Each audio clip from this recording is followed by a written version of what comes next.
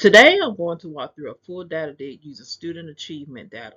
The goal is to not just look at scores, but to really understand what the data is telling us and how we respond instructionally.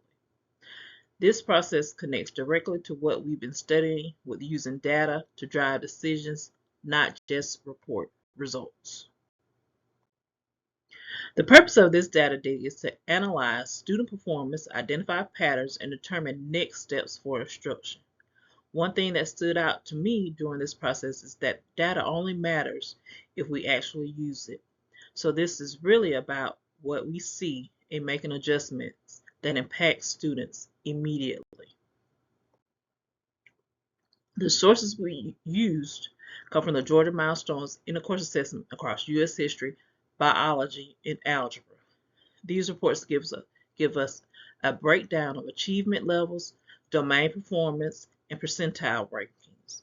Looking at multiple content areas help confirm whether issues were isolated or consistent across subjects. For this data set, I labeled students 1 through 5 to keep everything anonymous. One of the first things I noticed is that every single student falls in the beginning learning category. That immediately tells me we are not dealing with a small gap. We are looking at much larger instructional need across the board. When we look at the data overall, students are performing well below expectations. Their national percentile ranges are extremely low, some as low as the first percentile. That means that they are performing below the majority of students nationally. This is not just a minor issue, it shows significant gaps in understanding and readiness.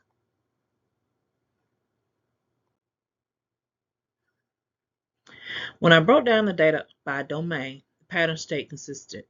Almost every domain across subjects is marked below target, whether it's biology content like cells and genetics or history content across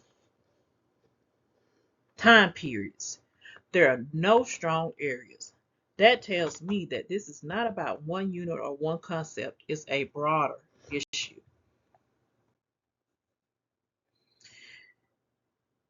Another thing that stood out is how close the students are. Most students fall between 400 and 450. The clustering shows consistency, but not in a good way. It means that most students are struggling at a similar level, which actually helps with planning because we can group student instruction more effectively. When I look, excuse me, When I looked deeper using Bernard's framework, I realized that this is not just a content issue. This is really a combination of skill gaps and access issues. Students are missing foundational skills, which makes it harder for them to engage with grade level content. So even if we teach the standards, they may not be able to access them. One of the biggest gaps I noticed is scaffolding and differentiation.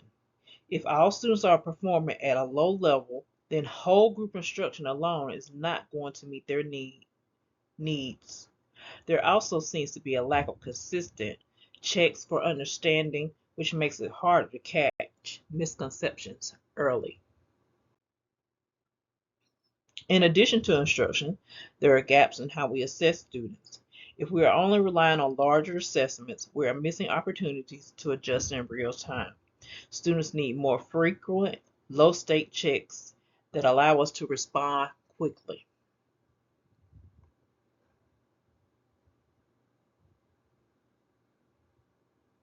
Moving forward, instruction needs to be more targeted. Small group instruction will be key, along with focusing on essential standards instead of trying to cover everything. Vocabulary instruction also needs to be a priority because if students don't understand the language, they won't understand the content. Some strategies that can be used right away include daily spiral review, frequent checks for understanding, and structured modeling.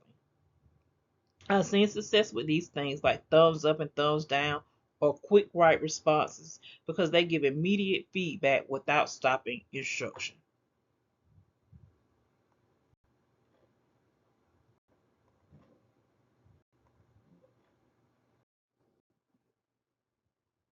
To make sure changes are actually working, progress monitoring has to be consistent. That could look like weekly formative assessments and regular data discussions. The key to keep tracking growth and making adjustments instead of waiting until the end.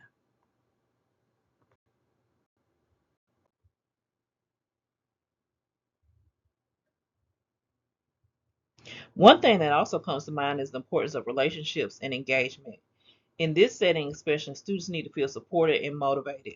Instruction alone is not enough. We have to consider the whole student.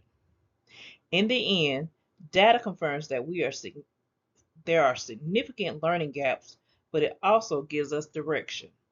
This is not about placing the blame, it's about adjusting instruction and making sure students get what they need. The focus has to shift from covering content to making sure students actually learn it.